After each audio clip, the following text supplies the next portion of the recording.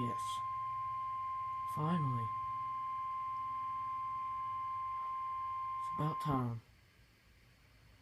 The National Weather Service in Wilmington has issued a flash flood watch for portions of southeast Indiana, Kentucky, and southwest Ohio, including the following areas in southeast Indiana, Thank God, Ohio, dude. and Whitland. Finally, I've been in waiting all Kentucky, day. Boone, Bracken, Campbell, Carroll, Gallatin, Grant, Kenton, Lewis, Mason, Owen, Pendleton, and Two in a Robertson. row. In southwest Ohio, Adams, Brown, Claremont, Highland, Pike, and Sauda.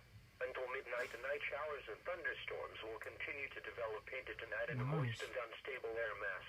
Training of thunderstorms across areas that have already received rain over the last several days will cause localized flash flooding.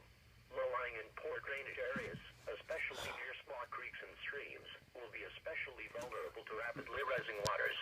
People in the wash area should keep an eye